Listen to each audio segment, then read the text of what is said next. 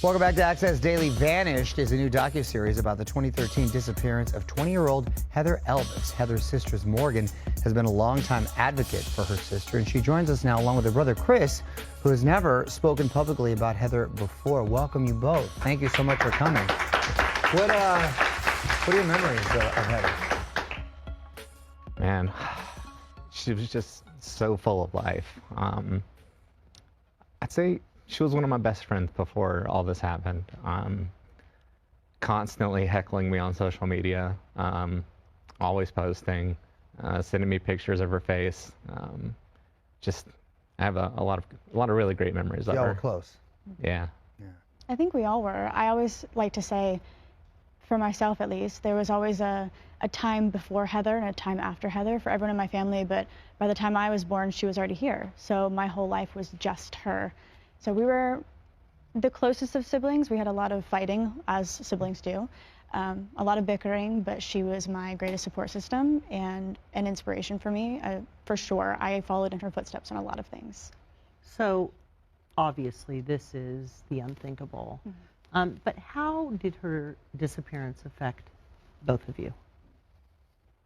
It affected me a little bit differently. So I was in Ohio at the time, and I got the phone call from my dad saying they had found her car. And I had this immediate feeling in my gut. I was like, something bad's happened. So I'm picking up my phone and I'm calling her. It's going straight to voicemail. Get to work. And I had to leave work. I became too emotional to be there. And so it was rough. For the first couple of weeks, I kind of shut myself in, and I didn't talk much to anybody. I confided in my dad a little bit, and then after those 2 weeks, I kind of just pulled myself back out of like the rut that I was in and moved back forward, going back to work, and it was rough. Well, I could see that it's still rough, Chris. Why did you decide that now is the time to speak about Heather? I had, something recently kind of traumatic happened in my life, and I decided that whenever that happened, that I didn't want to have this like victim mindset anymore. And also, I knew that Morgan was going to be coming out and potentially doing stuff by herself, and I was like, I want to be there for my sister. I want to be there for my family. And I didn't feel like that it was fair that I got to spend so much time so far away from it and so far removed from the situation that, I didn't get the same backlash that they got. Did you all know at the time that she was having an affair with Sydney Moore? Was he even on your radar? Had you heard about him? So I actually had Sydney's phone number in my phone, which is still a thought that seems surreal to me. With my sister and I, we always had a pact that we would always tell each other, and I think it's very important for anybody who is a young female or male out in the dating scene. You always have somebody know who you're going to go see, and you have their phone number, and you know that that's who they're talking to in case something does happen. Right. And so I had his phone number. I had never contacted him, never really knew anything about him, and I certainly didn't know that there was an affair going on. To be honest, I don't know that she knew that in the beginning either. As a young 20-year-old, all you really want is to be loved. Right. And so all I knew about it was that she was seeing this wonderful man that she was so happy to be with, who cherished her. I know the social media attention got to be a bit overwhelming and must have had a huge effect. In the process in this documentary, I'm sure, was both probably therapeutic and incredibly difficult to deal with. After all of that, what is it that you think happened to Heather? I think that's a really loaded question. There's a million different things that could have happened, and that's the problem, is that it still is the unknown. And we haven't gotten that closure because we don't know the facts of the case. We only know speculation, circumstantial evidence, what we've heard in court, and what's been laid out behind closed doors.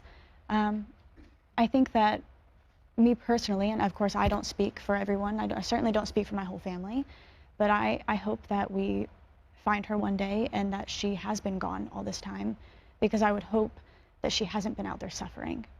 I wouldn't wish that on anyone. But I can't really speak to what I think really happened, because I think that would be a far stretch of the imagination. What about you, Chris? I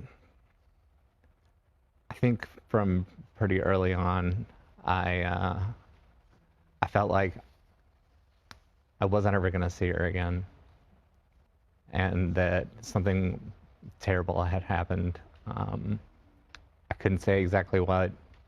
I can't really speculate, but I do feel like,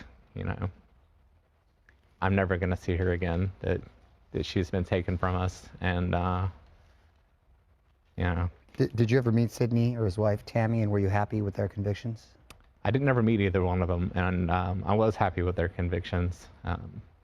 It brought a little bit of peace to know that they were going to be, behind bars for a while.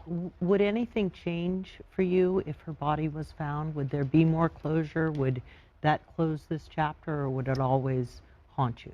For me, finding her wouldn't change anything because, like Chris said, she was taken from us and nothing will ever give her back. The damage has been done.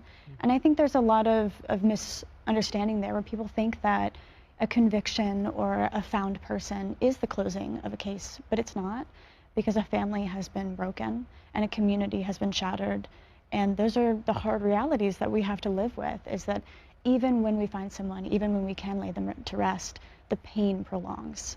But I did hear you say that you have forgiven them. And is that more for yourself, that you have actually forgiven Tammy and Sidney? Absolutely. In my victim impact statement when I was about 17, I looked Sidney in the face in the courtroom and I made sure that he knew that I do forgive them. And I think it's twofold.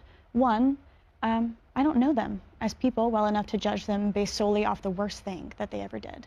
And so I can't say as a human being that I hate them or that I hold any animosity towards them as human beings. But also, in a world that continues to take from you and that has already taken so much from my family, and I've watched them just suffer at the hands of, forgiving them allows me to say, you can't have any more.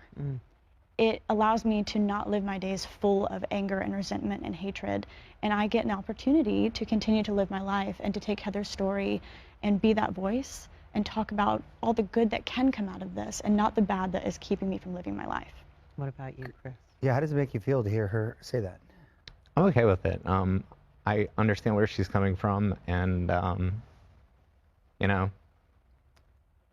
I haven't forgiven them, but that doesn't mean that, my sister's not allowed to have her own opinion and to forgive them and feel the way that she feels.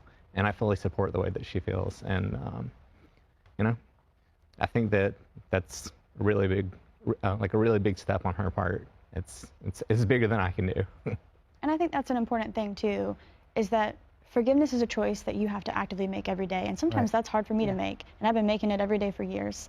And so even if he never gets to the point of forgiveness, or people at home or my parents never get to the point of forgiveness, that's okay too, because people heal in different ways. Wow, yeah, that's a very mature approach. What would you say to people out there who are maybe questioning or who are concerned of why you're here today to speak about your sister Heather?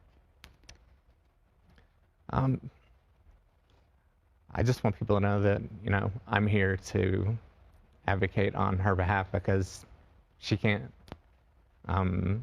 speak for herself, so someone else has to. And my sister's been doing that for the past decade. And I haven't really been part of that. So I thought that, now was a good time to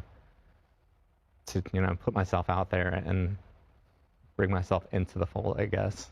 Morgan, I have to say, in watching this documentary, you so eloquently, with such poise, really, you are your sister's voice, and you did a beautiful job sharing the joys and what kind of person she was, and it really is very moving. Thank you. I appreciate that. Well, I appreciate you guys taking the time to be here today. Thank you so much. Morgan and Chris, Vanished, the Heather Elvis case airs on Prime, Apple TV Plus, and YouTube March 10th. We'll be right back.